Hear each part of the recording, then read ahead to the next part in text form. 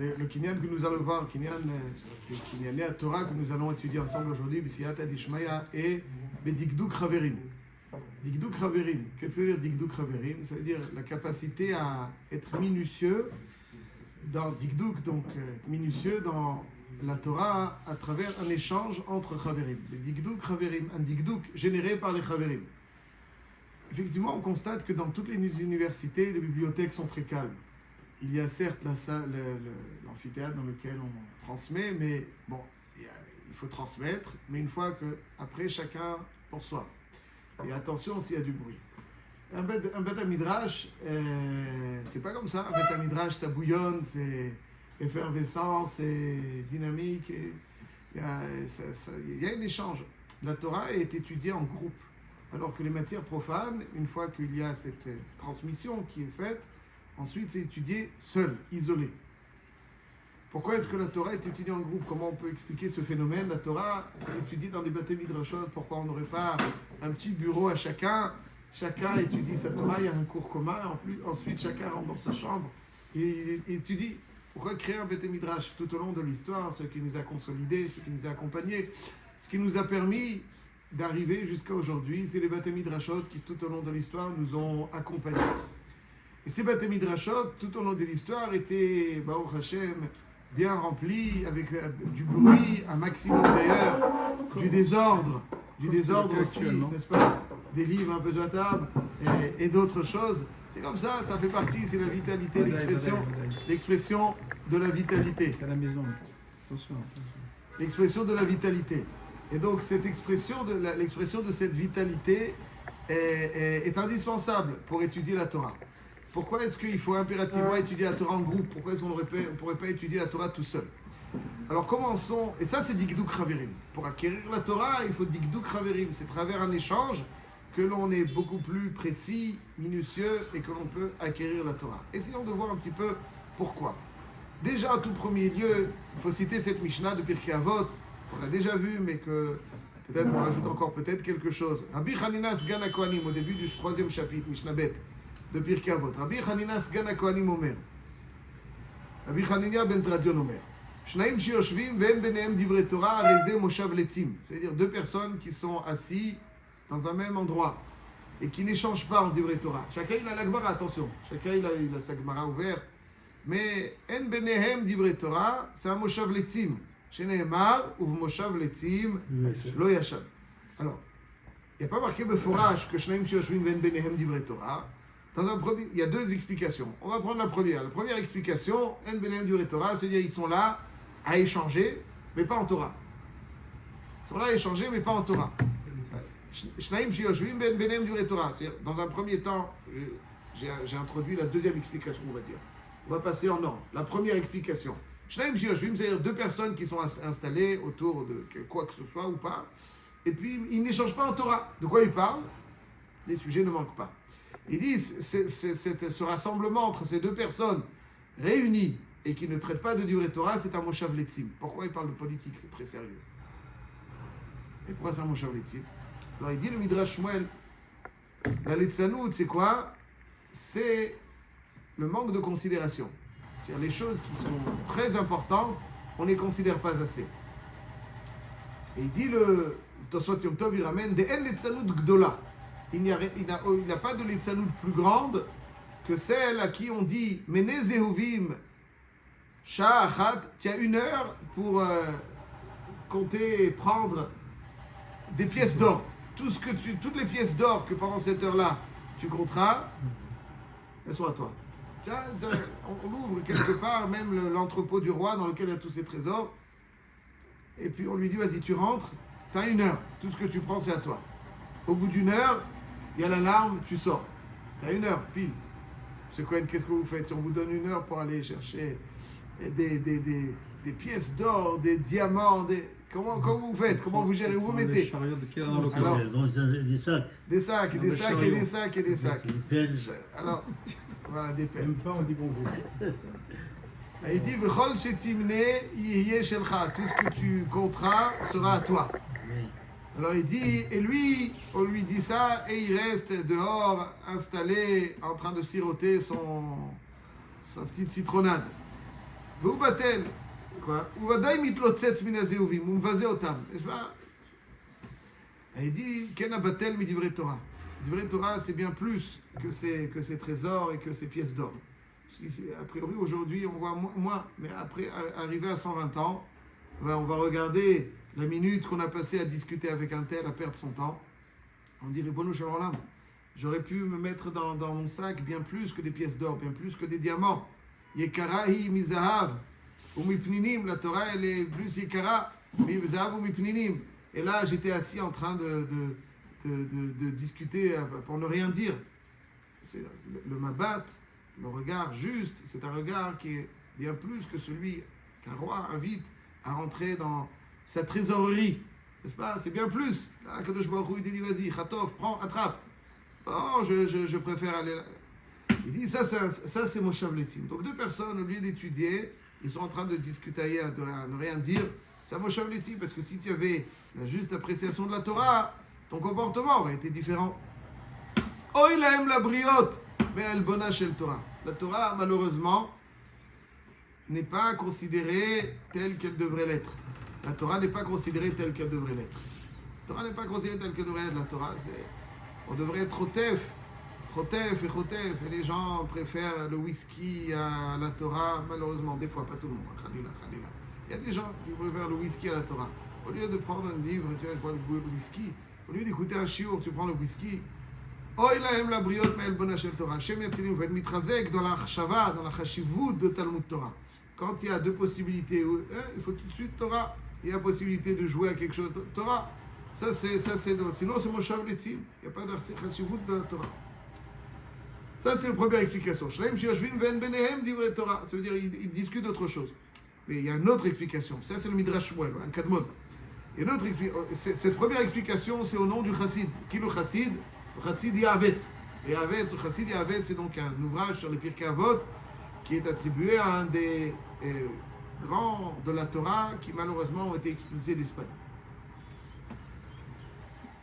Et poursuit la deuxième explication que ramène le Tosfot Yom Tov au nom de Midrash Shmuel et pas seulement Shneim Sheyoshvim Ve'en Benehem Divrei Torah. La première explication, c'est qu'ils échangent en politique. Comme s'ils discutent, ça va changer quoi que ce soit. Mais Shneim Sheyoshvim Ve'en Benehem Divrei Torah, ils étudient, mais chacun seul. En Benehem Divrei Torah. Et là, on arrive à Dikduk Raverim. En Benehem Divrei Torah, ça veut dire que il est en train d'étudier la même sougia que toi. Mais tu as l'impression que son avis ne va pas trop t'apporter. Sa réflexion ne va pas trop t'apporter. Yesh Divrei Torah. En Benehem Divrei Torah. Il n'y a pas un échange entre eux. Chacun, peut-être, il étudie seul. Et ça aussi, c'est un Moshav Letzim. Ça aussi, c'est un Moshav Letzim. C'est pareil avec les élèves de Rabbi Akiva, ça? Exactement. C'est un petit peu, c'est ça. Qui n'ont pas amené du kavod, c'est-à-dire du poids. Le kavod, le kavod, c'est le poids. C'est quoi le poids? C'est pas qu'il s'est moqué de lui, on parle pas de ça. Ça, non a kavod c'est basé. On a kavod c'est basé. J'ai pas le sentiment que ton idée va m'enrichir. Des fois, c'est une petite dose. Qu'est-ce que déjà lui, il peut ça va. Et ça, c'est aussi un Moshav Letzim. Il dit le Tosfot Yom Tov, she'en lomdim beyachad, are bevadai letzim ikare. Afal pi she'en potsepe ou motzaftzef. Ils sont très sérieux. Ils étudient tous les deux. Mais c'est aussi un Moshav Letzim. Moshav Letzim, c'est quand je n'apporte pas la considération aux choses à qui cette considération est due. Chacun, il étudie seul ou quoi? Il étudie seul. C'est un Moshav Letzim.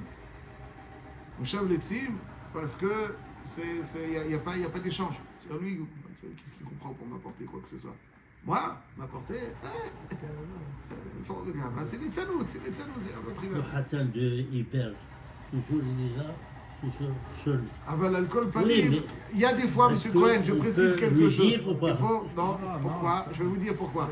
Des fois, dans la journée, il faut des moments où vous êtes seul. Ouais, c'est parce que pour faire un point, pour un petit peu récapituler, et il y a des moments où il faut être seul. Ouais. Mais il faut, la majeure partie du temps, pas s'isoler, il faut échanger. Ça, c'est ce que nous dit la Mishnah. Maintenant, ça, c'est Dikduk Raverim, sans ça. Alors, on va essayer de voir ce que nous disent nos sages, nos chasses, à travers, donc, dans cela. Très rapidement. Les maasés, ce qui me surprend, a priori, c'est qu'il y a 3 endroits dans le chasse où on parle de cela et il y a une idée commune et 3 psukim à chaque fois différents. Vous allez voir, il y a une idée commune, 3 psukim différents. Je prends la Gemara dans Masechet Brachot. Le dernier daf de Masechet Brachot, n'est-ce pas, c'est le daf qui fait toujours l'éloge des Talmidei Chachamim et de la Torah. Et marqué dans ce daf-là, dit Hasket Ushma Israël, Hayom Hazen Yiyet Aleam. C'est pas Hasket Ushma Israël, Hayom Hazen Yiyet Aleam. C'est-à-dire quoi Hasket? Ok, d'accord. Hasket, il dit, là il y a une autre interprétation. Il dit que Hasket, ça veut dire quoi? C'est toi. Asu Kitot Kitot, Ve'asku Batorah. Hasket ou Shema Israël, créer des groupes et ta'asku batorah. Les fichiers en Torah niknit et la behabura. Et la behabura, parce que la Torah ne peut être véritablement acquise que lorsqu'on est en groupe. En Torah niknit et la behabura. D'ailleurs, tout celui qui a un peu d'expérience en Torah, il sait quand il étudie seul, même s'il étudie très bien, c'est un niveau. Et quand il étudie en groupe, c'est un autre niveau. Même dans la halakha, c'est pas chaud. Ouais. Celui qui a un petit peu d'expérience, quand il dit seul, c'est un niveau. Si tu dis en groupe, ça échange, tu dois confronter tes idées à celui de l'autre, etc. C'est un autre niveau, c'est Dorim Pshutim. Et la Gemara ici nous dit, comme ça on étudie, Asu Kitot Kitot, créer des groupes, Vasku Batorah, le fichier En, la Torah Niknit et la Bechabura. La Torah ne peut être acquise qu'en groupe. Kele Rabbi Yossi Bereb Hanina. Donc là, souvenons-nous, Hasket, Asu Kitot Kitot. Et ensuite nous dit, il y a marqué dans Yirmiya, Herev al-Habadim veno-alu. Herev al-Habadim, ça veut dire quoi? Herev al-Habadim veno-alu. Herev al-son-ehem shel talmidei chachamim sheyoshvin bad-be'ad. Al-Habadim, c'est-à-dire qu'une épée menace ceux qui sont badim, ceux qui sont bad-bevad, ceux qui sont seuls. Veno-alu. Et nous dit la Gemara, c'est quoi veno-alu? Shemitapeshim. Ça veut dire que étudier seul, ça rend bête. Je peux comprendre, ça rend pas très... mais ça embête. Veno alou, on va voir tout de suite. Et la Gemara apporte des psukim à cela. Donc ici, on voit que Hasket, c'est Hasu Kitot Kitot ou Shema Israël. C'est comme ça que vous pouvez comprendre. Et sinon, ça c'est un pasuk dans la Torah, Hasket ou Shema Israël. Chumash Devarim. Sinon, Cherev al-Abadim veno alou. Une épée menace donc ceux qui étudient seuls et ça les abétit. Veno alou, on apporte des preuves là-dessus. Il y a une autre Gemara dans Masechet Ta'anit, Daf Zayin Amud Aleph. La Gemara dans Masechet Ta'anit, Daf Zayin Amud Aleph, elle dit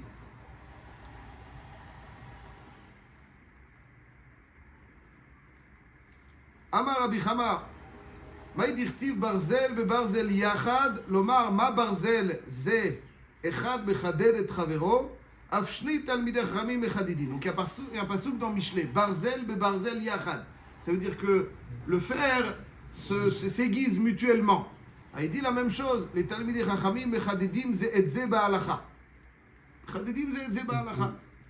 Amar Rabba bar bar Chana, lama nimshelu divrei Torah ke'esh, shene'emar lo kol dvari ka'esh neum Hashem, un pasuk dans Yirmiya.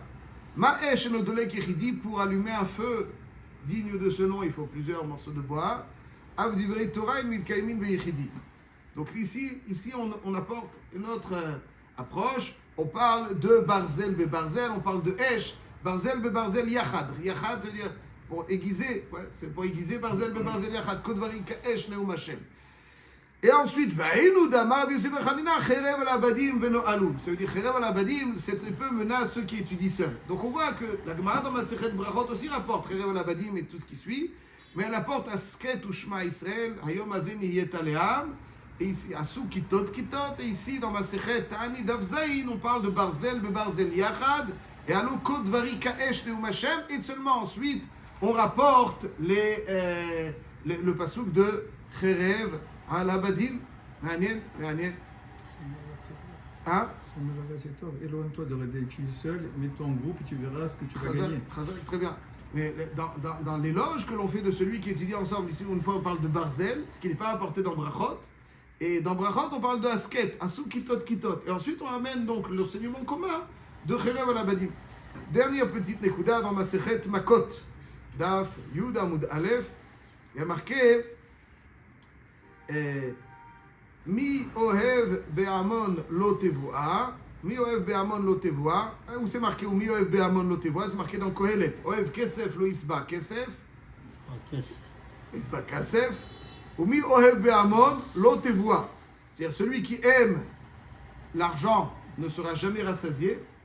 Et celui qui est be'amon, celui qui aime le hamon, donc le hamon c'est le groupe, lo tevoa. Et dit la Gemara, Ravashi Amar, entre autres Ravashi dit Kol haohev lilmod be'amon, tout celui qui aime étudier en groupe, lo tevoa, il acquérera donc une récolte importante. Donc c'est encore une autre. Après la Gemara dit Cherev al abadim, et etc. Cherev al ze sheyoshev yoshev levad. Donc on voit dans 3 endroits dans le chasse Brachot, Daf,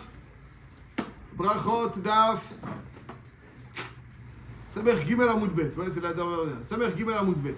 On parle de Asket Asu Kitot Kitot. Tani Daf Zain Amoud Aleph.